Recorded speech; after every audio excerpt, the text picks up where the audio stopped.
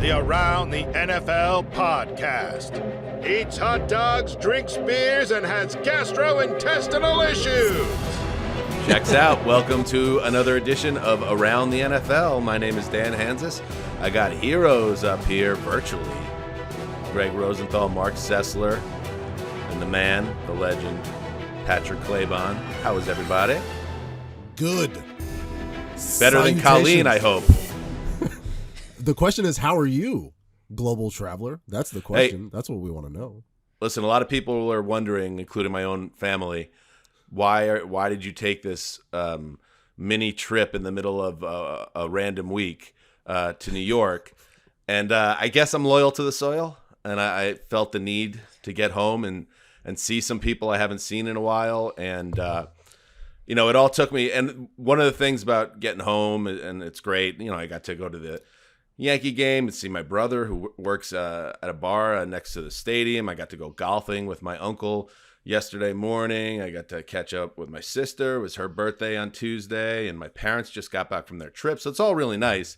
And then it all kind of like the cherry on top was I was down in Jersey on Tuesday night, and I just bump into NFL history out of nowhere. Justin, do we have the shot? I'm at the Summit Elks, incredible establishment, watching the Knicks game and the Yankees game simultaneously in a beautiful place. And all of a sudden, it's on the top two levels of this building in downtown Summit, beautiful, charming town. On the bottom floor is a restaurant, and then I'm told, do you know what this restaurant is, Dan? And I'm like, what? Pull it up. It's for our YouTube viewers. Oh, what a shot. Fiorini Ristorante. Oh. That is the restaurant where Derek Carr was told he could be a Hall of Famer with the New York Jets. Pinch me, NFL history. I was literally sitting on top of it, drinking Tito's. So yeah, that has kind of been that was really the best part of the trip, realizing I was that close to football history and didn't even know it. Did they do the thing where like the restaurant owner now has a framed photo of him and Derek Carr, that'll sit there for the next 25, 26 years? Right. Well, yeah, I was giving my dollar to the Elks upstairs, so I didn't go into the Italian restaurant. In fact, it was closed when I came downstairs. But I imagine there's got to be a plaque or some type of national historic monument documenting when history was made in our country. So that was cool. So it's been a nice trip. Go like full alternate timeline and just have like pictures of Derek Carr in a Jets jersey, like him holding the Lombardi trophy and handing it to Woody. It's like what could have been is when you go into Furismo, right? This is where Joe Douglas said, you could be a Hall of Famer on our team if we didn't prefer another guy who's actually a Hall of Famer, and we're just going to make you wait possibly months for that to end to actually give you an answer on what's going to happen. Yeah, I was talking to my buddy Howie, one of the good Howies, by the way, who was like, why do they even do that in retrospect? Because they were never going to sign him. So like, what was the point of that? I guess. Oh, if Rodgers backed out, they didn't know. They didn't know if Rodgers, when they got on that plane to California, it's Aaron Rodgers. They didn't know for sure what he was going to do. But wasn't he already signed with the Saints before any of that drama played out? That's true. He got sick of waiting. That's a good point. Yeah. But that was the dinner was before that. Yeah. You're Joe Douglas, and you just like, with no questions asked, expense a fantastic Italian dinner. The Derek Carr part was just like, this is how we paved the way to get into that restaurant. And like, you had Nathaniel Hackett there just like smiling to himself the whole time. The only guy that really knew what was happening. What a comeback for Nate. All right. Anyway, enough of that. Very cool. I'm coming home tomorrow. Don't worry. And Mark, and I think Patrick too. It is May the 4th. May the 4th be with you. Live long and love. I think that's what it is. Live long and prosper. That's what it is. Patrick knows that this is a long-running gag of Dan's to pretend that there's no way to discern between one space fantasy and the next. I would say this. I don't agree with that tweet. You should read that, Patrick. Well, Claybon tweet flashed up. This May 4th, enjoy the fact that Attack of the Clones is better than you remember. That was from 4 years ago. Yeah, and it's even more true now. Enjoy the prequels, everybody that's watching them today, because I know you're not watching the sequels. So come in peace. I'll I'll give a bonus point. I'll give my heart to anyone who knows what usually happens at this point of the podcast when Dan brings up May the 4th. I add a little something extra, a little fact about this date as well. What fact are you going to add? Yeah, that's what I want. I want the that fact. I was married on this day 16 years ago too. So before the May 4thers took over and took squatted on it. Well, happy anniversary. Yeah, I was going to say the branding is very new because now apparently if you look at the certain calendars, the American calendar, every day is something, which is totally absurd. But this is a little late to the party, and I think it's sort of a moneymaker. They've re-released Return of the Jedi, and that's just going to fill George Lucas's pockets with more dollar bills and $10 bills. Somebody told me there's a show on one of the streamers now that's about Princess Leia and Luke Skywalker as kids.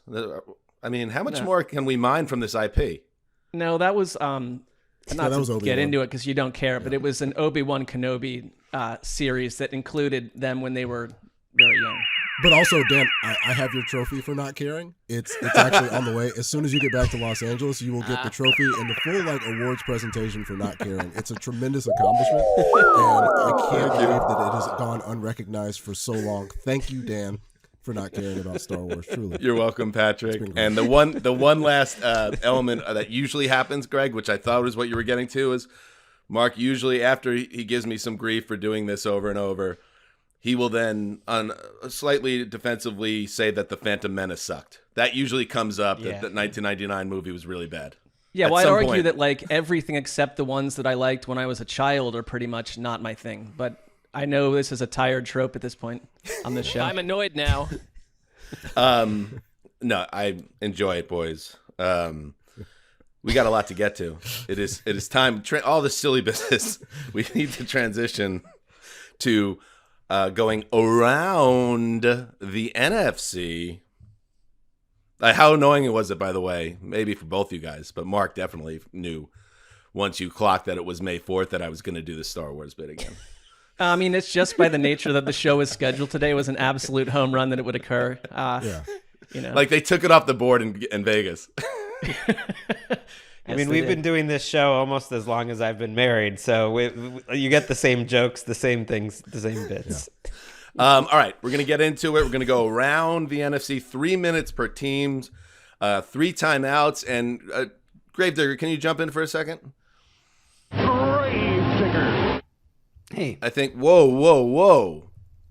Why isn't your mini Titans helmet rotating behind you? What is going on? Disaster. I told you the motor was being overtaxed. That's ominous for the Titans. In. Look at it move. Yeah. You really got to check out the YouTube Now it's moving, yeah. If this isn't an advertisement to subscribe to us on YouTube, I don't know what is. Claybon, do you agree that it's moving about 20% faster than you would anticipate? Yeah, it's spinning frighteningly fast. Like you want something slow to reveal the power of a Titan, but now it's kind of like dee. But what we need is to just a couple fewer revolutions per second and or per minute, and we'll be good. Like if you threw a tennis ball at it or something, it would bounce off it with such force that it could hurt somebody. That's how fast that helmet rotates. Yeah, Gravedigger, can you not control is there not a switch to control the velocity? Maybe the speed with which it rotates. No, but the faster I spin it when I'm setting it up, the faster it will spin. Or I could just give it a very light push, and it would go much slower. Yeah. So you can really light push from here on. It's just suspending between these two. I guess it's like a short Marcus Mariota pass. It's just one speed, How about a nice little tap, a little love tap? By the way, Tannehill spoke to the media yesterday and looked jacked. He looked big. Yeah. He's got something cooking. I think he might have a little chip on the old shoulder himself, and he said as much because he told the media, "Hey, man, this is like deja vu. This is the second time they try to get rid of me in 2 years with a kid." So we'll see. That might be the most jacked room in the league. There was a lot of theories going around that Will Levis was too jacked to be a quarterback. Yeah. It hurts his throwing. But anyway, Justin, I wanted to apologize because you do wield the trank gun for this exercise, and I don't know if it was effective. Maybe we've developed rhino skin, so if you were given clearance to up the power of the trank, and I think we're all going to try to be a little more respectful of the trank today. I was wondering if my aim was off and I was like just shooting but missing, and that's why it wasn't working, or I don't know. We'll see. But you hit me straight in the pupil, but I kept talking. So I think Dan's point is correct. We need to act as though there's some impact to the weapon. As the dosage becomes more frequent, you adjust, you become more tolerant. And I think that's the problem. We've been tranked so many times that you're going to have to really lay it into us. All right. It's almost at a fatal strength right now. So just giving everyone a heads up to adhere to the rules. Let's get into it. Kick us off, Justin, starting the NFC East with the Dallas Cowboys. I'll get it going. All right, so Mazi Smith, they add him on the interior. The theory is that that's going to help the pass rush, which is a team strength. They identified their Dalton Schultz replacement in Michigan tight end Luke Schoonmaker. They added Brandon Cooks and addressed what was a need. I think everyone agreed, adding another playmaker. CD Lamb said as much on our program, Super Bowl week. So that checks out as fine. Like when I did the power rankings, I have them ranked at 6, and I was like, I didn't feel great about it. But I don't know. I guess I put it this way. In a wide open NFC, where do you guys see the Cowboys? Do they feel like a conference superpower? Or is conference superpower not a thing that truly exists in the NFC right now? Guys feel good about the Cowboys entering a new season? I feel like their defense is absolutely loaded. Mazi Smith helps with the run stopping, and they have one of the top quarterbacks in the conference. And so why wouldn't they be the favorites? I kind of look at it on paper, just paper. I'm starting to get that projected starter series going. On paper, I don't see huge weaknesses. I think they're the second best team in the NFC. That the two best teams are in that division, and there's no reason other than they're the Dallas Cowboys that they won't be back like in the divisional round. I think it's just getting out of their own way. And you know, I think Dak Prescott quietly had some awesome football last season, tucked in between kind of mind-blowing interceptions that caught a lot of Monday morning talking heads by storm. And so there's that narrative around him. And I think CeeDee Lamb has to at least agree that adding Cooks and getting the tight end, you're doing something for Dak. I don't know if it's enough. I don't know if he also needs excuses for his play left and right. They've had weapons around him almost his whole career. I never really trust them. I just don't. But I would say this, that they're in a conference that's never really looked like this. And outside of the Eagles, like if they got on a super hot streak at the right time, and it kind of reminds me of like the Flacco-led Ravens kind of deal where like you just mow through teams, then the Super Bowl is a complete reality for them. Yeah, and I don't know if it's McCarthy or what, but I get the feeling of the late stage Rodgers Packers where we know they're going to be contenders, but like what's going to be the thing that causes this to fall off the edge? Brandon Cooks was an absolute need. Letting Amari walk for basically nothing and then not spending that money was a mistake, and I think that mistake has been acknowledged. Because Dan Quinn spent so long looking for, not just like, because everybody would like to have Micah Parsons, but they didn't have anybody on the edge in Atlanta, and I think they've built around Parsons on that side of the ball. I think they're fine. It's purely just which way is the ball going to bounce. I think the Cowboys will be a contender, as I do think they will be for the next few years, as long as Dak's still their quarterback. On paper, I think their defense is maybe the best in the league. They're like 4 deep, even better than really anyone. 4 deep at defensive end and like 7 deep in the secondary. I'd push back a little bit about Dak. It was less to me a media creation and more he really did struggle at times. A lot of turnovers. They need a kicker too, by the way. Go get Robbie Gould. Up next, the New York Giants with Marc Sessler. All right, Dan, I know you're on the East Coast visiting old school friends, and I talked to one of my oldest football friends, Matt Hogan, who listens to the show. He's been a Giants fan since like the late 1970s, and we kind of just talked about Brian Daboll and like how much of a raging badass he was for that team after so many kind of vanilla head coaches. And so I guess like a above the treetops type question is whether Daboll, and I'll quote what Matt said, is like able to recreate the chemistry and magic from last season that got them to the playoffs. They let a bunch of guys go and brought in a lot of new guys, so it's a question as to how they're going to gel as a group. And I'll add my own thought. Like Daniel Jones, I think a year ago, could have been one of these quarterbacks that really complained about not having his fifth-year option picked up and gotten really annoying. Instead, he didn't. He just went out and produced like his best season, and a lot of that had to do with Daboll. So I would just ask, like, from the Daniel Jones side, along with the chemistry of the team, like, is there a Josh Allen like next level to Daniel Jones? Not the same quarterback, but is there more to him that Daboll sees and thinks he can unlock? Or is he who he is, but you just hope you roll with this fun attitude from a year ago? No, I don't think there's a secret Josh Allen locked inside of Daniel Jones. I think Daniel Jones can definitely be better, but when we're looking for like ascension to, oh my God, Daniel Jones is not gonna we've already had several examples of these Josh Allen games where it's like, oh, this is simply this team has Josh Allen, the other doesn't, and he's willing this team to victory. I don't think we're gonna see that from Daniel Jones, but I think it's a fundamentally different scenario with the way that the Giants are going to approach things than if they had a world destroyer at quarterback. And Daniel Jones can do that. It's the question is the rest of the team good enough to do what Daniel Jones needs them to do? And I definitely think there's improvement, but it's not all on 8. I just think it can't all be on Daniel Jones. They also 1 minute. I was going to say it's going to be different. I mean, they had a really nice season last year, but it's going to be more difficult. I mean, speaking of Josh Allen, they're going to Buffalo this year. They get the Jets. They get the Patriots. They get the Seahawks. They have the 49ers on the road. They have the Dolphins on the road. This is not an easy schedule compared to last year. And I know they added players on the offense, which they had to do after they gave all that money to Daniel Jones, which I thought was too much, but that's the way it played out. But I don't know if I think they are a team that's primed for regression. Gregg, I don't know what the Desert is saying about their over-under right now, but I would probably bang the under. It doesn't mean I agree. Hate the Giants, but that's kind of where I come down on them. I agree they're primed, but I do think their roster's way better. Joe Shane, I think, has done a good job. They don't really have a number one receiver, but they have like 7 guys now that can actually play football. I think they have rookies that'll play. John Michael Schmidt will play. I think Jalen Hyatt might play as their 3rd-round pick. They're better. 2 for 2, next ranks. Yes. Up next, the defending conference champion Philadelphia Eagles with Patrick Claybon. Yes, and the Eagles go more dogs again at this point. Like the meme doesn't even need to be addressed. That Howie's taken guys like Jalen Carter.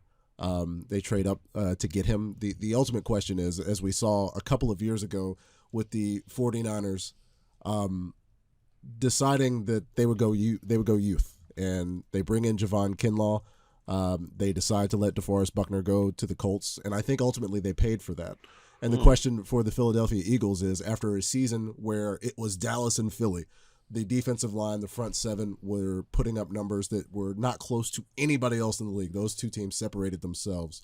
Can they do that with more youth? And we've seen youth, especially youth from Georgia, for the 2nd straight year without Hargrave. And I know it was one of the deepest defensive lines in all of football. They were incredible.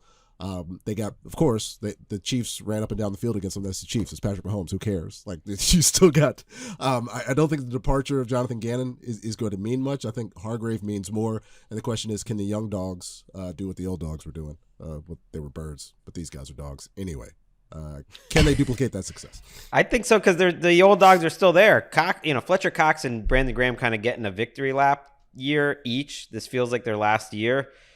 That just makes them so much safer. And then you have the guys in the middle of their career like Reddick and Sweat, and then you have the young guys. Jordan Davis, no one's talking about. He's going to hopefully improve this year. They have guys like Milton Williams and Tui Peloto, who are pretty good players, who are now like 2nd, 3rd on the depth chart. I just love their commitment to it. Like, if you want good lines, offensive line, defensive line, just throw massive resources into it every year. Draft picks, free agency, I don't care. Like, there's a reason that their lines are so good every year. It's because they spend more money and more draft picks than any other team on it, and it works. It's like, that's, to me, their secret sauce. And so you kind of have to do that every year. You have to keep bringing in new guys, and they did that. Yeah, I mean, I think it was a bit of a upset to get both Darius Slay and James Bradbury back. To get Jalen Carter and Nolan Smith in the draft was an upset. They just keep kind of hitting home runs over and over. And, there are other Cowboys in the division, but when you look at the NFC, they kind of give me like a 1989 Niners vibe, which I know he's always referenced that team, but it could be a relatively like dominant regular season where they just roll through like a angry asteroid in a down NFC. And like, I do question a little bit when you lose both coordinators, what that means, because I think we don't know the impact of certain coordinators behind the scenes. And it's like, that's a lot of transition, but what team deals with the transition of coaches coming and going and players better than Howie Roseman and the Eagles? I just feel like they're so consistent. There aren't that many teams in the NFC like them right now. 2 things can be true here. They are head and shoulders above the rest of the NFC, especially with the uncertainty at QB in San Francisco. And it's been 50 years from since a team in the NFC lost the Super Bowl and made it back to the big game. Could there be a hangover? I don't know. You got to trank me. I got 12 seconds there. 12 He's seconds, on his baby. own supply right now. I just want to make sure, we don't derail the entire show with one trank dart. Gregg, the Commanders. All right, the top 2 picks to me were a little surprising. I honked about Emmanuel Forbes as a guy I loved and body diversity. So he went higher than I thought, 16th overall ahead of Christian Gonzalez. And then you take another defensive back, Jartavis Martin, in the second round, who's like a nickelback safety type. And I was surprised and I thought about it, and I'm just thinking, like, this is Ron Rivera in his 4th season. And if Ron Rivera is going to go out, he's going to go out doing what he likes to do, which is defense. And you kind of look up and down this roster, there's not a lot of holes. There's not a lot of spots where you're like, this is amazing, but it looks like a roster that's won 7, 7, and 8 games over the last 3 years. That's what it is. There's not many problems other than the quarterback, but I think Rivera's kind of got everything he needs to have a pretty dominant defense, especially. That's fine, but like I feel like because everyone loves Ron Rivera, the person, that like another coach with this roster and would be getting killed for like the 5th year in a row of like the most conservative, safe, low octane approach to the quarterback position around. Maybe Sam Howell can do it. We don't know. Everyone's like loving the 4 quarters he played against the Cowboys in the finale, but there's a lot of TBD there. And you got Jacoby Brissett, who I like, but it's like, what are we aiming for? Like, I agree the rest of the roster is kind of set up, but like, why ignore the most important position in today's NFL? It's one of the most dangerous tropes I find in football is the out of contention team plays a young quarterback sometimes in the very last game, and he plays okay to well, and then all of a sudden there's this idea, sometimes it's maybe 1 or 2 games or even 3 games, that you kind of go all in. And while I understand and believe on some level in the idea of knowing your roster better than anyone else, and really they are obviously quite fond of Sam Howell to give him this opportunity with Jake Brisket in the mix too, it is a huge risk, and I just don't think it really lowers the ceiling to me in terms of taking them seriously as a contender. I think the reason, and of course at the time, because we were dealing with Taylor Heineke and Carson Wentz, it was like, oh, Sam Howell is balling. He completed 57% of his passes in that game. And it was just, it felt different. And I think with the benefit of hindsight, we're kind of looking back and like, wait a minute, was that good enough?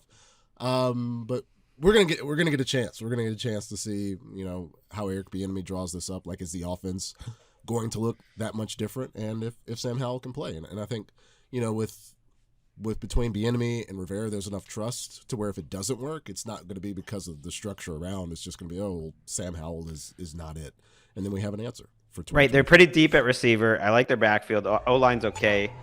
9, 8. Chase Young might be the 4th best defensive lineman on this team right now, which is kind of crazy. Like, there's reason for them to be excited. It's a better roster than the Giants.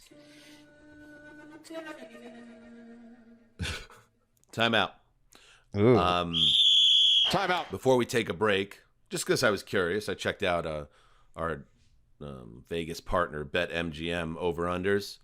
We got the Eagles at 10.5, which is a little surprising to me. I maybe would have popped them up in the. They have the Niners, Bengals, and Chiefs at 11.5. I would have definitely put the Eagles at 11.5. That surprised me. I think it's that schedule against the AFC East and is it the NFC West? They have the whole division has a brutal schedule and each other. They got Cowboys at 9.5, which feels about right. They have the Giants at 8.5, which feels about right. I would bang the under, and the Commanders at 6.5. Whoa! Which, given that situation, I would probably bang that the under there too. I like the Commanders over. Something about Ron Rivera. He gets to that 7th win. You can start 2-5 every year. He gets to that 7th or 8th win. Maybe. Let's take a break, and we'll hit the NFC North. All right, welcome back. We are going around the NFC in 48 minutes. Let's start the clock, Gravedigger, and let's hit the NFC North and the Chicago Bears with Marc Sessler. All right, I think the Bears are slowly beginning to resemble actual Bears. Like, I kind of love that they added a massive human being at tackle in Darnell Wright. That was a need. They found a kind of pair of front door-shaped defensive tackles in Gervon Dexter and Zach Pickens. And I think, Ryan Pace, general manager, I think there's a real plan here. But I also look at a roster that's dangerously thin at pass rusher, which is kind of weird when you're in year 2 of a regime under a defensive-minded coach in Matt Eberflus. And because I'd argue that Chicago's identity for most of us is really just based around the offense and the destiny of Justin Fields. And I could feel like if they continue to grow, that you've got OC Luke Getsy taking head coach interviews a year from now and maybe departing. And so it's I'd see this pressure point with an otherwise optimistic situation in Chicago. It's who is Matt Eberflus? It's kind of how I felt about Zach in Cincinnati a couple years ago. Is he the guy for this rebuilding job? And if he's not special, are they facing potentially massive transition an offseason from now?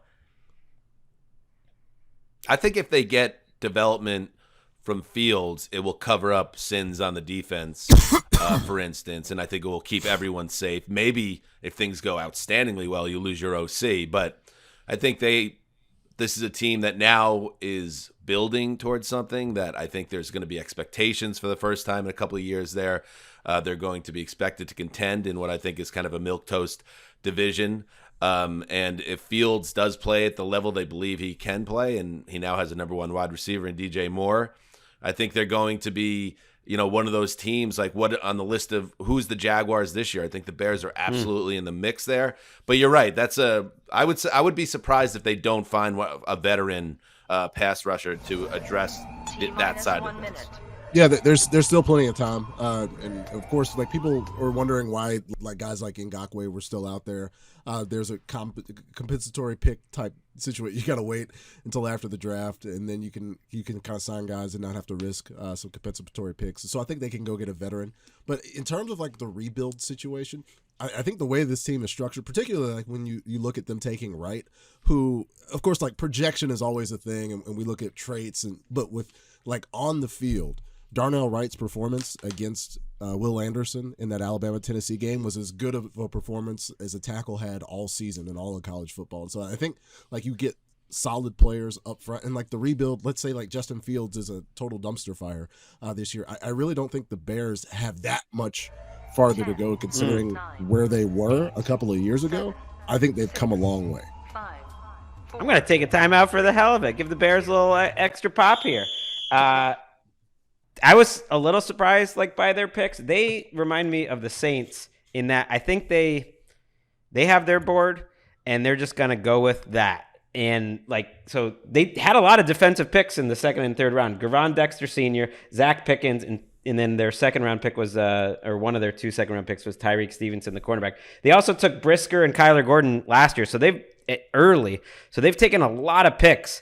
Eberflus, I'm with you, Mark. Show me something, because you've taken about 5 second and 3rd round picks in the last couple of years. You put a lot of money at off-ball linebacker. The receivers look a lot better to me. I think the offensive line, I think they've done a nice job through 2 years of team building. And Tyler Scott, I mentioned from Cincinnati, was kind of one of those mid-round receivers. I like that.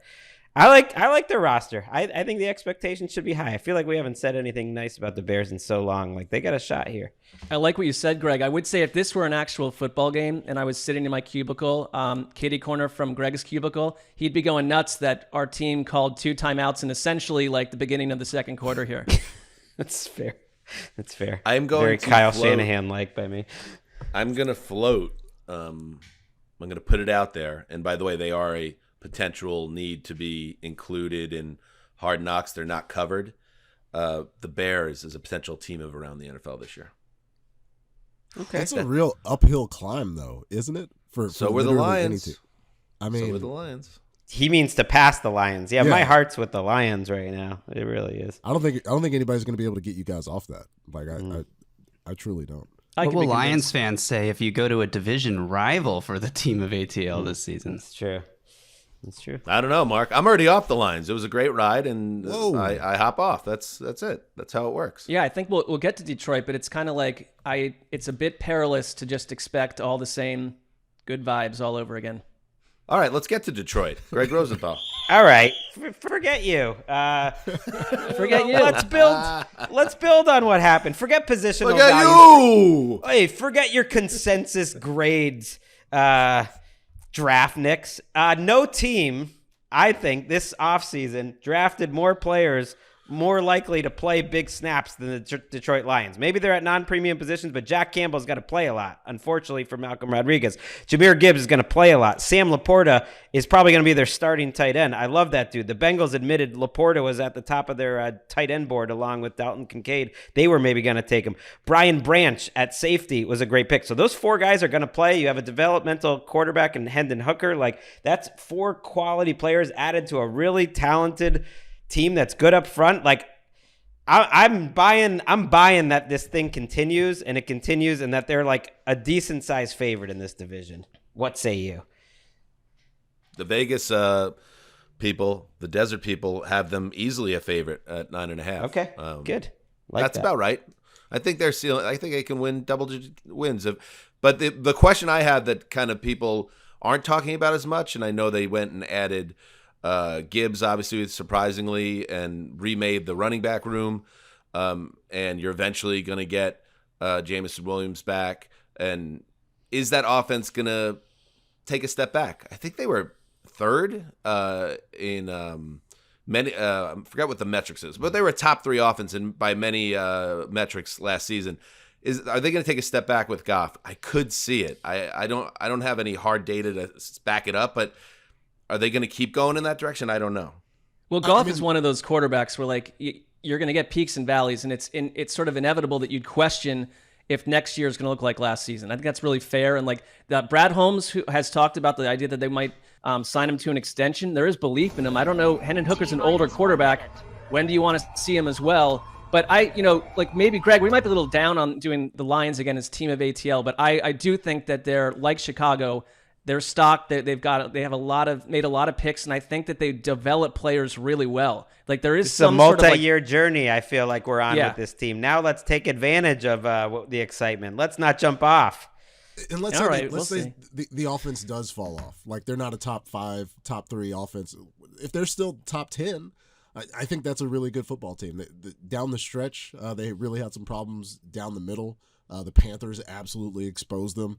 That game in Charlotte late in the season. The question is, can they stop those things? I think Jared Goff's going to give you Jared Goff. Like, you're going to get the success that you had from the offense, especially if Gibbs comes in and he plays all the snaps that maybe Swift missed in that last season. I think the offense will be fine. The defense is the concern to me. And they should be the team of ATL. I want to lead a bandwagon. I don't want one that's filled with people. But we were first. But, it was your bandwagon. You made it. So why don't we do it again? Like, let's climb the mountain again with somebody else. Get on a new bandwagon. But it was satisfying how it ended against the Packers. Oh, that feels amazing. Oh God, so many things in a system through the years. That's a toxic stew. All right, let's move on to the Green Bay Packers and Patrick Claybon. Yes, and it's over. Aaron Rodgers is now a Jet, and the best case scenario for Packers fans could be the Jets winning the Super Bowl and getting a first-round pick for Aaron Rodgers. But ultimately, I think the biggest question is, can these young Packers who haven't been playing, and not just Jordan Love, like you talk about Devontae Wyatt, guys on the defensive line, what is their future going to look like when they're on the field more and more often? I know that there are some cap concerns, and the Packers aren't necessarily able to throw money at some of these undrafted free agents like the Minnesota Vikings are. And so the most confusing thing was Jordan Love and this recent deal. I felt like there was more money available for him. Now, this could be him betting on himself 3 years down the road. And if Jordan Love feels comfortable with that, then maybe I feel a little bit better about the Green Bay Packers. He's betting against himself. The details that came out on Thursday were crazy. It means if he does well, he's like locked in at a low salary. And if he doesn't do well, he's going to make Jacoby Brissett money. So it was a weird thing. Very what weird. What if there's a universe we live in? And this is a cynical thought that, Dan, I don't want to annoy you with, but like, we all think it's going to go a certain way, but what if Jordan Love, in a Geno Smith-esque fashion, becomes like the next really solid to great Packers quarterback, while Aaron Rodgers gets Nathaniel Hacketed in New York, and that thing goes totally off the rails, and Nathaniel Hackett's teaching kindergarten a year from now. I'm just saying, like, it seems so unpredictable, but it's like the Packers remind me of last year's Seahawks, where maybe you come out on top of all this. I'm optimistic about Love. Yeah, he could be good, and I don't think that would be like. I'm not going to be upset if Jordan Love does well for the Packers. Also Aaron Rodgers thrived with Hackett in Green Bay, so I'm not really worried about that either. I think he could certainly be a good player. Organizationally, I know it's different leadership now than it was when Rodgers and Favre entered the fray, but they deserve the benefit of the doubt. I guess my question, I would frame it this way, Gregg, what defines success for the Green Bay Packers in 2023? Because to me, it's different. It's not what it was with Rodgers, where it was Super Bowl or bust. If Jordan Love looks like the quarterback of the future and their offense is good, and if you can go win the division or have a winning record, all the better. But they're so young that they have a chance here with Watson, Dubs, Jaden Reed, who they just drafted, and then the 2 tight ends, Musgrave and Kraft. And they're pretty young on the offensive line, relatively, other back there. If it hits, this team could be set up together for a long time. Like, the upside is very high because they're so young. But also with the Hall of Fame quarterback, granted there was the thumb injury, but they lost in the last game of the season at home to the Detroit Lions. So expectations, maybe let's be a little more realistic. The Minnesota Vikings. Let's stick with a little quarterback talk. Is this the beginning of the end of the Kirk Cousins era? And what an interesting era it's been. I was looking at his Pro Football Reference page. He has now played 5 years in Minnesota. This will be his 6th year, so he'll match how long he was with Washington. Wow. And we've talked about it a lot. I feel like we talk about it every summer. His numbers are off the charts, even though he didn't have a great year last year. Over his 17-game average in Minnesota is 4,500 yards, 33 touchdowns, 11 interceptions. A passer rating, hovering around 100. I mean, it's everything you want. They've been to the playoffs twice. They won 1 playoff game in that time. Obviously, they were a 500 team until last year's bizarre 13-4 that ended with a very that's what we thought playoff loss to the Giants. So I'm curious if Cousins, if this is the end, can he save himself? And I don't think he can in Minnesota unless he has a Favre year after Jordan Love got drafted where he really balls out at an MVP type level. Otherwise, I think they reset. Nick Mullins is also a free agent after this year. They'll have a clean break at QB. I thought they were a real solid candidate to take a quarterback this year. And next year's draft has some treats in it as well. And it feels like if you're Kevin O'Connell, it is a massive year to find out what you really think about Kirk Cousins and what he can be, because do you tie your coaching future to him or not? Because I think if you're Kevin O'Connell and you've had success, a rookie just gives you a whole new lease on life and a couple seasons to develop said rookie, and people want to have patience around that to some degree. I mean, what can help Kirk Cousins more though than Brian Flores, who looms as a assistant coach of the year type candidate with the worst defense in the league, that they've added a few pieces, but just it's going to be a better unit in general. I mean, they won all those games in the last minute, so maybe that doesn't change the regular season win total. But that unit not being a comprehensive apocalyptic disaster would help a lot for Kirk Cousins in the offense. They certainly got younger on the defensive side of the ball. I think for Kevin O'Connell, though, when he had that success in year one, perhaps he doesn't necessarily need the rookie quarterback, I'll call it excuse, we have to develop this guy. And so there can be a down year in the middle because everybody will go back to the way it started. I think Kevin O'Connell will be just fine after this season. If let's say things go horribly wrong, if the 1-score results flip and the Vikings don't finish with 9 wins or 8 wins or even 7, I think he can be just fine. I worry about their defense. The defensive backfield, the cornerback position is one of the worst in the league. You're asking a lot out of Flores. Cousins is also going to be 35. We expect quarterback don't get old anymore, but he did, I think, have his worst season in Minnesota last year. So that's a big concern, those two things together. But I do love the Addison pick. Flores doesn't have a lot to work with, but it can't be much worse than they were. No. Yeah, it was bad. Oh, get out of here with that. I ducked. It's the playoffs. Let him play. Caught me. All right, let's take a break, and then when we return, the NFC South. All right, we are back. We are halfway home. We moved to the South and the frisky Atlanta Falcons with Patrick Claybon.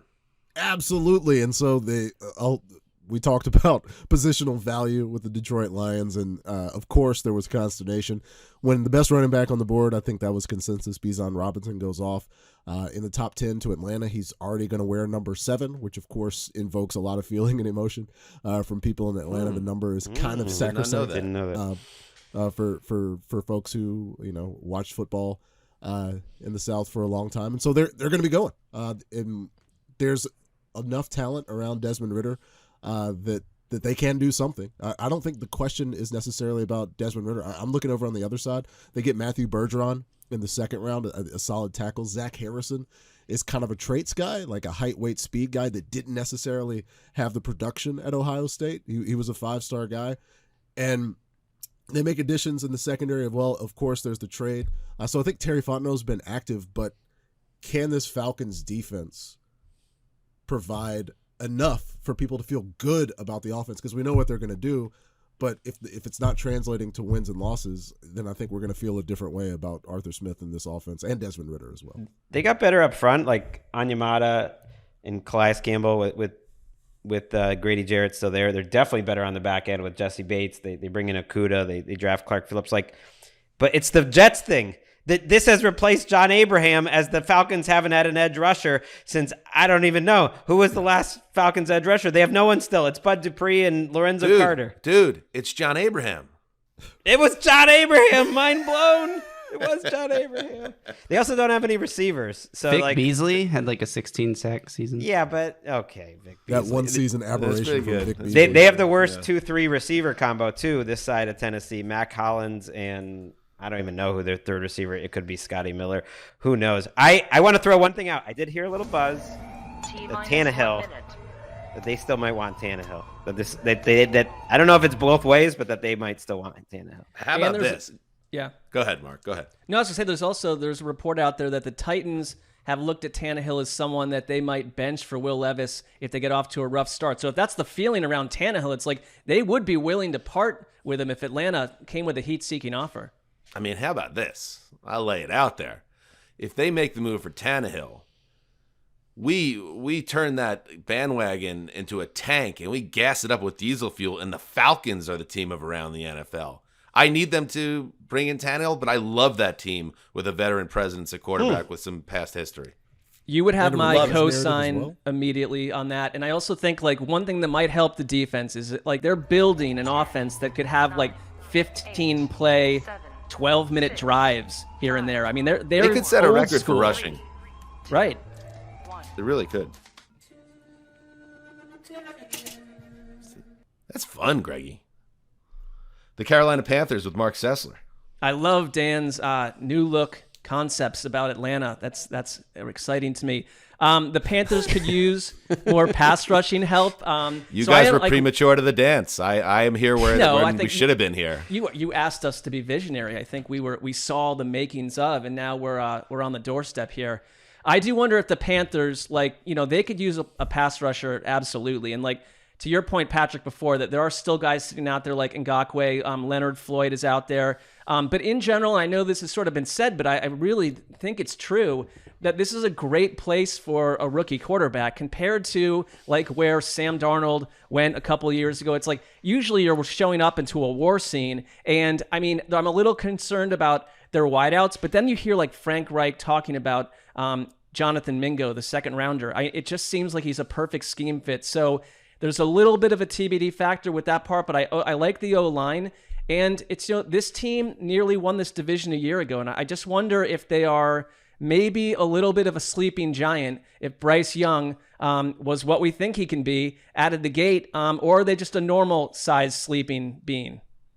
Yeah, I feel like it's asking a lot, looking at Mingo coming in, considering what Bryce has played with in the past. I mean, we're still waiting to see what John Mechie is able to do in Houston.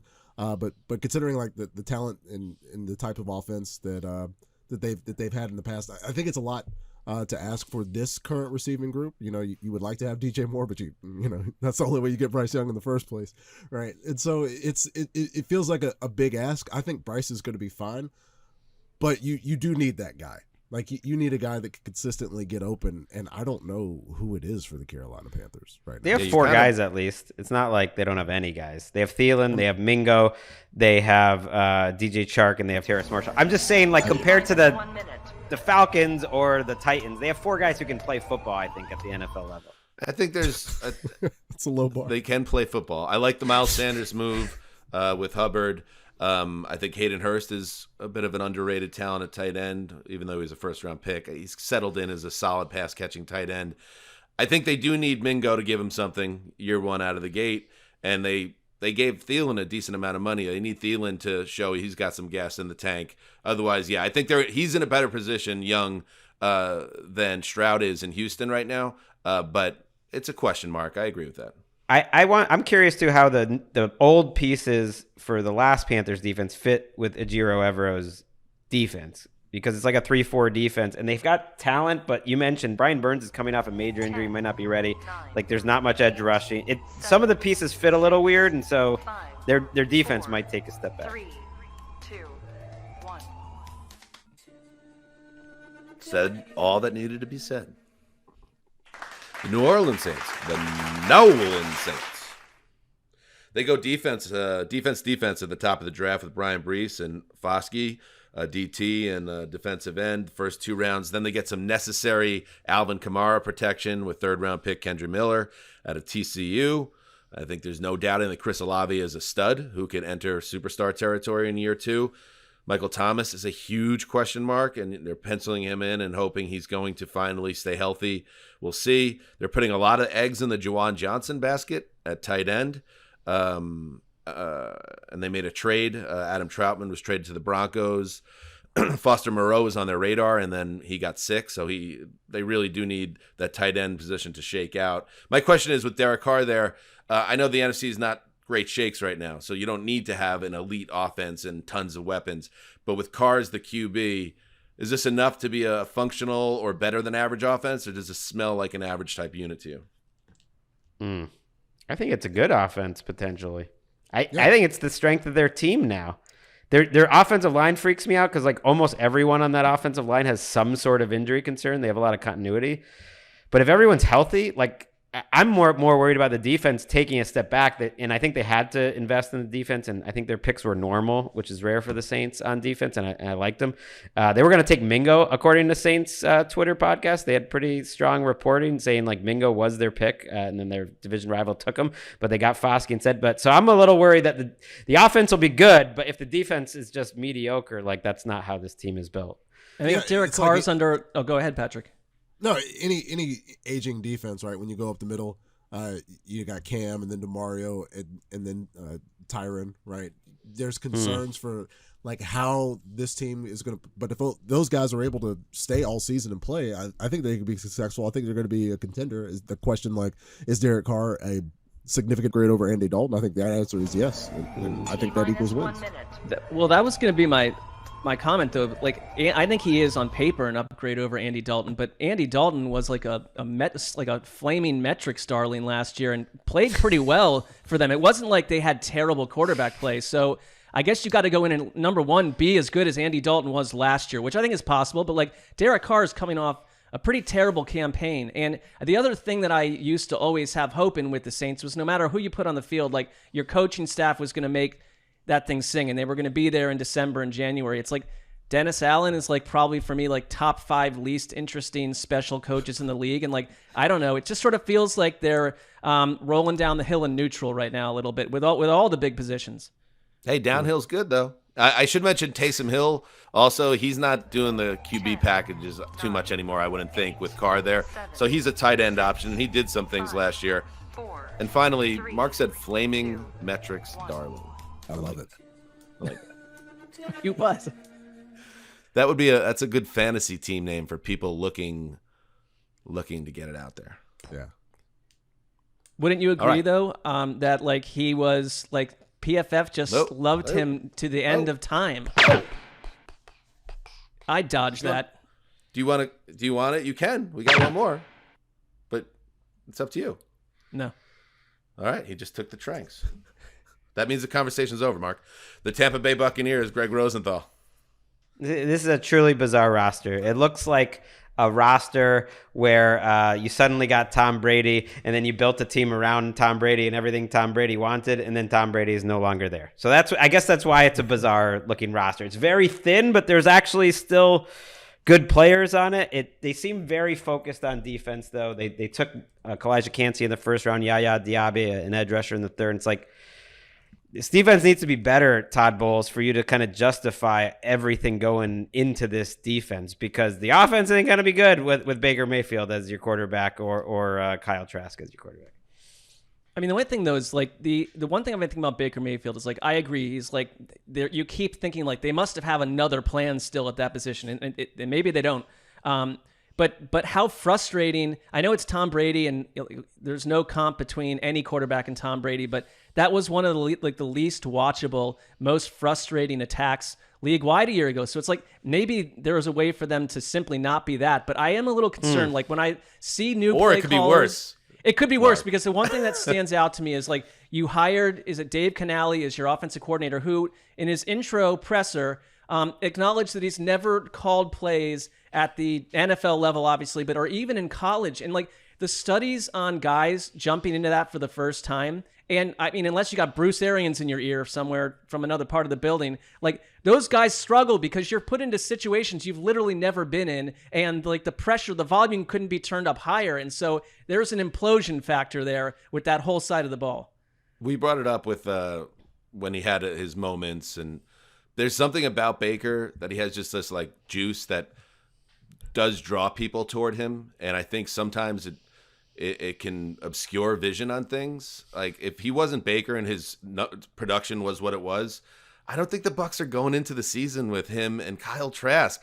In fact, to go through 8 draft picks and not address quarterback was one of the more surprising draft decisions any team made. I have him at 29th in the power rankings because, like you're saying, Greg, I see kind of a weird, aging but also unsure where it's going team without a quarterback. Yeah, like the circumstance of trying to contend and a few of those guys still being on the roster, it felt like, okay, well maybe they can go get somebody. And then the somebody that they get is Baker Mayfield. And you just wonder, like, clearly Baker can deal with turnover. He can deal with different guys in his ear. But there's so many things that can go wrong.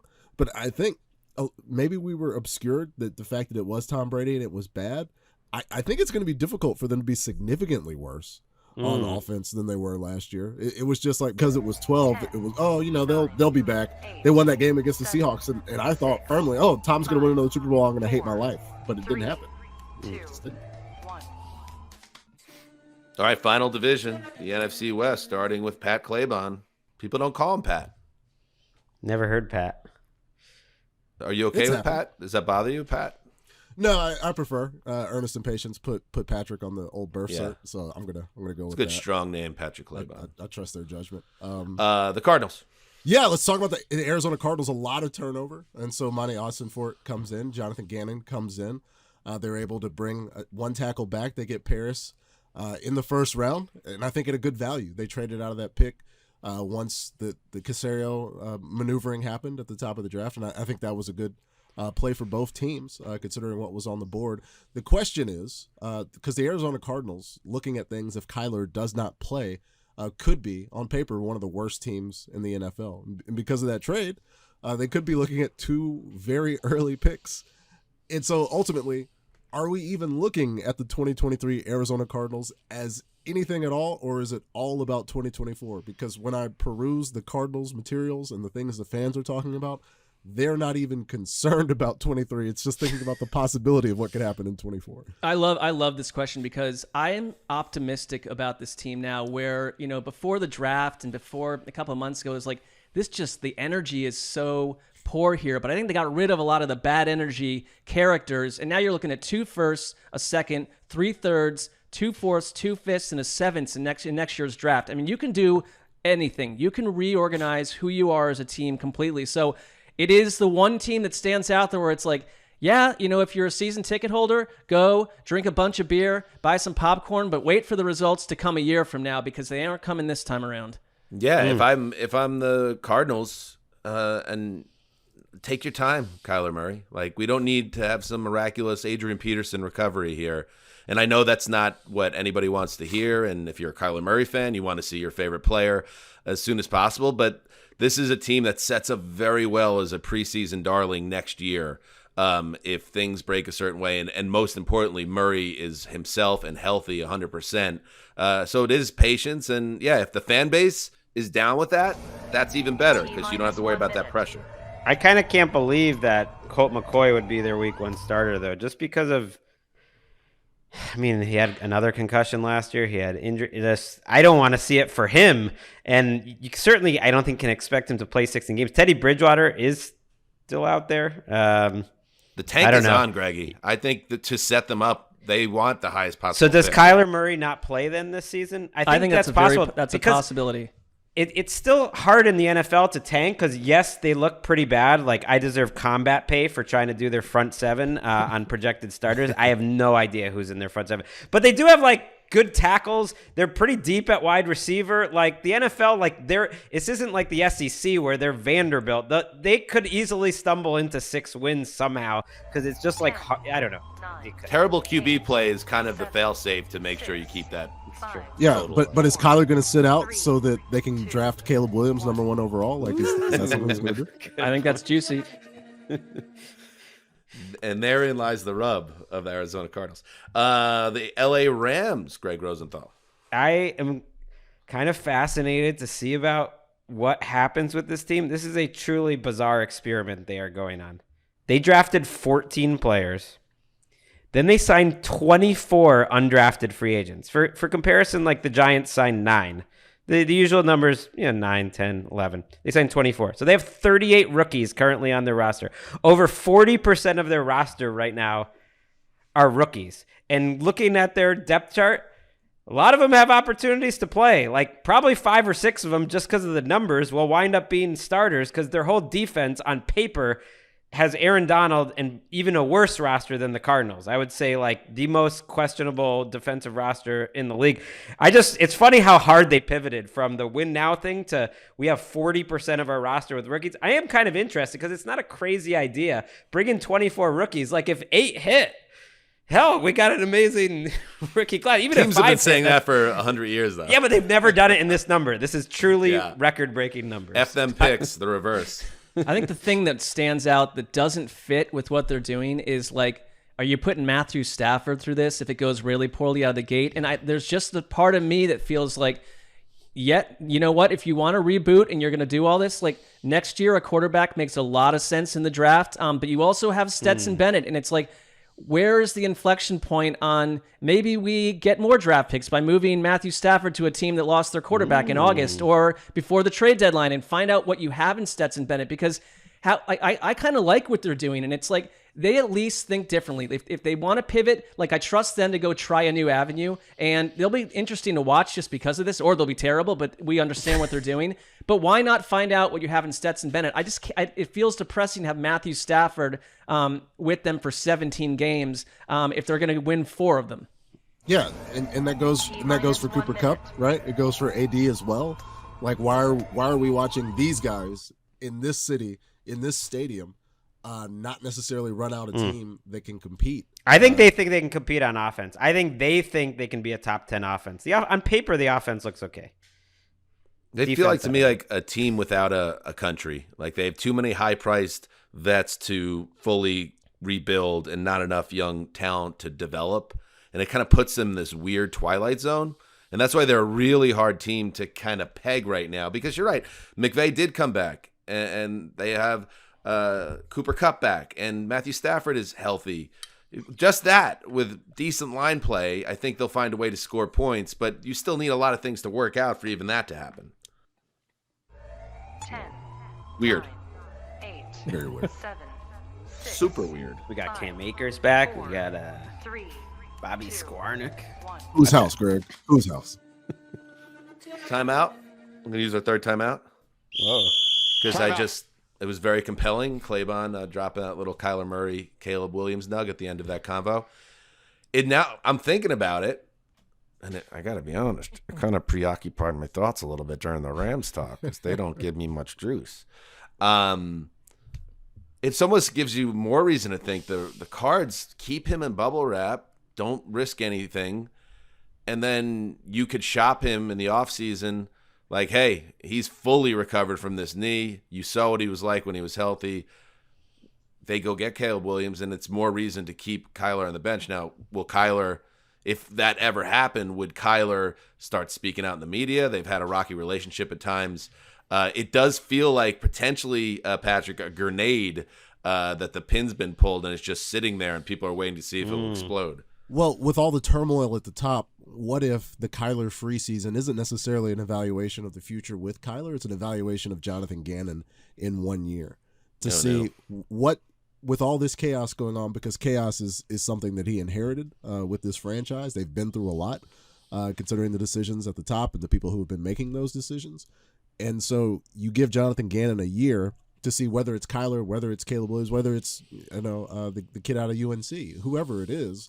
Like, is this the structure that we have on this team that we want to have in the future? And I think the value's there regardless, because the Arizona Cardinals won't be the only team that's interested. Like, everybody that was picked and all the free agent moves, like, there's going to be some team that's disappointed with their quarterback situation and is going to want the kid out of LA. So yeah, but the best way to have the money they can just have the pick if they have the worst record. Yeah, but like, you know what? Like, and we actually discussed this we were loopy, but in our round one draft night coverage, this scenario, because I think you have to look at Kyler Murray as someone that was brought there primarily as a Cliff Kingsbury guy. New regime. Now, these things maybe don't matter, but like the entire front office and like coaching staff went to Kyler Murray's statue unveiling, and Kyler Murray sort of said he was surprised in a good way to see how much overt support they were giving him. That doesn't mean anything to me a year from now, though. And I think they're in a great position because I think Kyler Murray would be very tradable, to your point, to a number of teams. And like, if you want a fresh start, because like, it's like, I think Kyler Murray has these traits that are like unmatchable, but the overall Kyler Murray experience is very replaceable. If you get someone else you just believe in more. I don't think there's anything about Kyler Murray where it's like, there's no way we can move on from this guy. It's like, yes, you can. Well, Nathaniel Hackett is back in the NFL. Cliff Kingsbury is not. Financially, to where is Kingsbury? Didn't he take an assistant job somewhere? He did. He's a quarterback's coach of USC, but he's not in the NFL. Yeah, consultant quarterback coach. Yep. It's a nice way to keep that paycheck coming. Speaking of, your mind was drifting with the Rams. Dan, can I interest you in a little nugget as the owner of Kicker Corner, as a man who likes to go to the Kicker Club? Their entire special teams unit right now, which didn't exist before the draft, is complete with only a seventh round pick and undrafted free agents. Their punter, their kicker, their long snapper. I don't know if their holder is, but I don't know if that's disrespectful to the Kicker Club, but that's the entire special teams right now is seventh rounders and undrafted free agents. Smells like trouble, Greggy.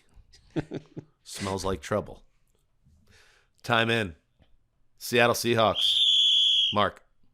All right. The NFC has waved farewell to Tom Brady and Aaron Rodgers. The Bucks and Packers are just sort of wait-and-see entities. The Rams and Cardinals we just talked about. They are both overtly tanking before our eyes. The Niners are trustworthy, but gambling on Brock Purdy. Tanking. Well, I mean, they're not a Super Bowl team this year. Yeah. But the Niners, like, let's see. Like, I love the Brock Purdy thing, but they are hoping that Brock Purdy is last year's Brock Purdy, or Trey Lance is actually something at all. And so outside of Gregg, all of America slept on the Seahawks a year ago, and I wonder if we are still asleep, because they have the best wideout group in the conference. You've got a nasty runner in Kenneth Walker to now pair with Zach Charbonnet. You've got a star in Tariq Woolen across from first-round cornerback and Devin Witherspoon. You got Pete Carroll strutting up and down the boulevard like a 35-year-old. Why are they not talked about as a team with a legitimate Super Bowl window in a terrible NFC? Daddy likes it. Strutting. I don't think you're crazy. They might be my third favorite. I don't think it almost worries me because I think there's a pretty decent case you could make of them as like the third best team in the NFC. Me personally, just looking at their roster, whether it's the Cowboys or the 49ers are third or fourth, like in that mix, the Seahawks are right there. I think it's a great roster. Can I ask you a question, Greggy? Lions v. Seahawks NFC title game. Who you got? Well, my heart would still be with Geno. Honesty. Couldn't lose in Another that situation. strike against the running back, the team of ATN. But go ahead. I think my concern, Mark, is at the edge. I know they love Witherspoon. I think is a great value. They get up there. But you have to wonder what the situation was like when the Arizona Cardinals make that trade with the Texans, because I know the Seahawks were entertaining ideas of Will Anderson being there. Well, I think they were taking Richardson based on what Pete Carroll said. If Richardson got to them, it would have just changed their lives. He basically said they were taking Richardson, which is crazy. and also wild, considering that this is a team that, as Mark had pointed out, can contend this year. And the fact that they would be thinking about that is wild to me, because there's still a glaring need at the edge. Like, if things go wrong or for Seattle, I really think they need to be able to rush the passer, considering they're going to be able to score with anybody. Like, why wouldn't you? So, yeah, I guess the only water I would throw on it is, are we now rolling forward with Geno is, a top 5 passer in his conference? I know he's got great skill. I love what they did with the draft. He did come down to earth down the stretch last season. Like, which version of Geno do we get? Is he consistent for another season? And if he is, they can hang with anybody in the NFC. If he's Kirk Cousins-ish in terms of his just year-to-year consistency, I think they're a contender. And that seems reasonable. Doesn't it feel Could he like there's regress? 11 quarterbacks in the NFC that were like, which version of this quarterback do we get this year?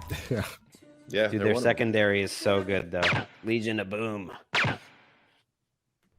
Last team, the team everybody's chasing in the NFC West, the San Francisco 49ers. And how's it all going to play out? Because this is to me, it's the Eagles conference right now, with San Francisco the clear number 2 and a very real.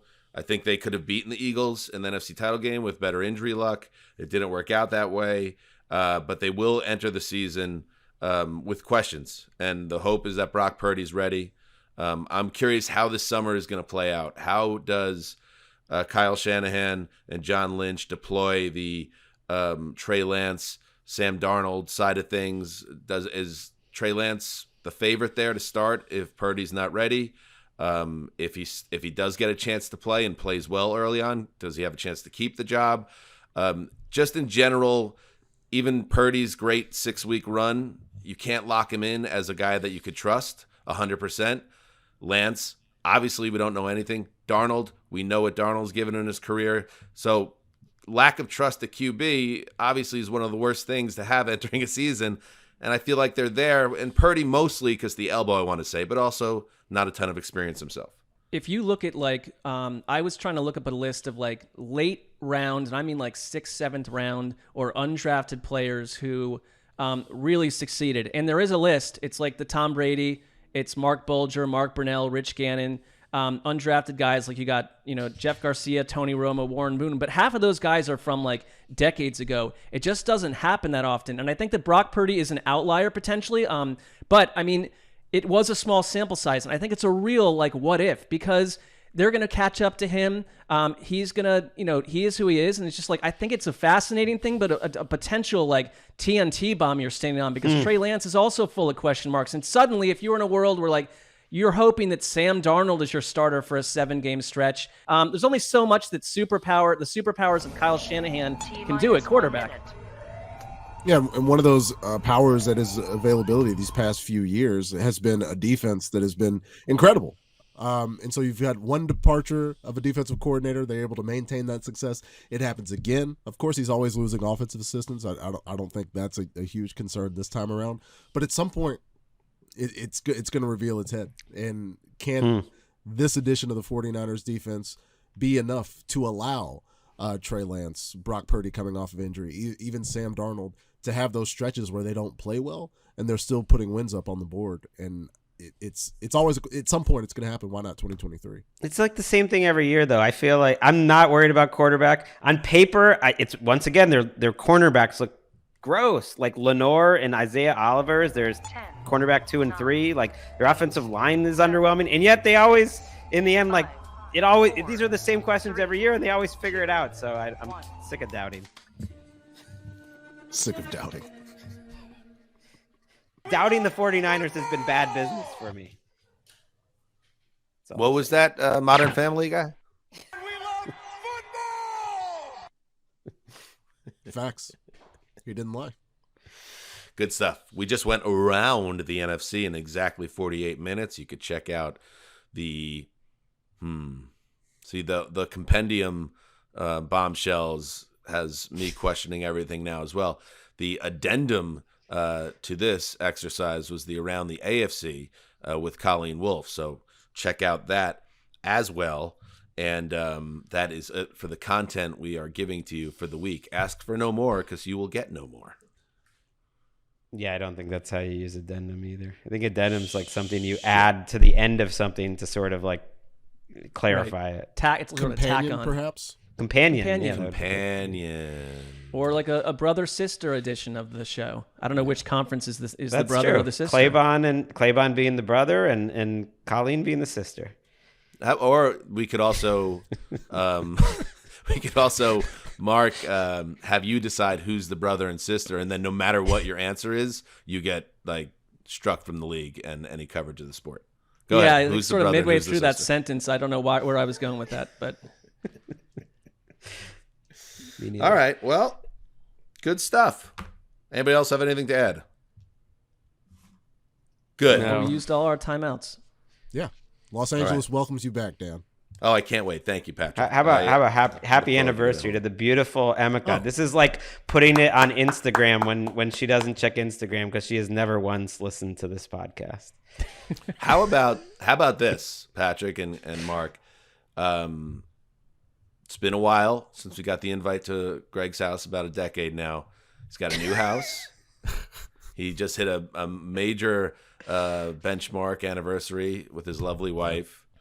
We are in this partnership together that has really become a major kind of aspect of our existences.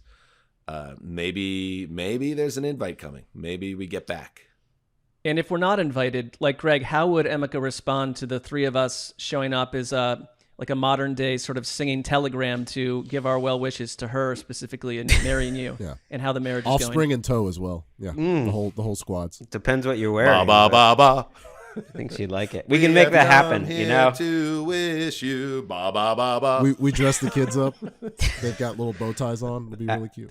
I want to get my Hanzus on, and the plans are to fix up this garage a little bit this summer, and then maybe when that's done, I feel like that's the time. I told you want to put down some rug in there? I'll go to the depot with you, and we'll pick up some materials. We're going to put a little rug. That's the plan. But there is some water leaking into it, so that's a problem. Yeah, uh-oh. Hey, you still got a landlord, though. You call him up, have him fix that. Yeah. All right, that's it. Till next week, we'll be back with 2 more shows. A lot of fun, a lot of excitement. Hope you all have a great weekend. Till we meet again, heed the call.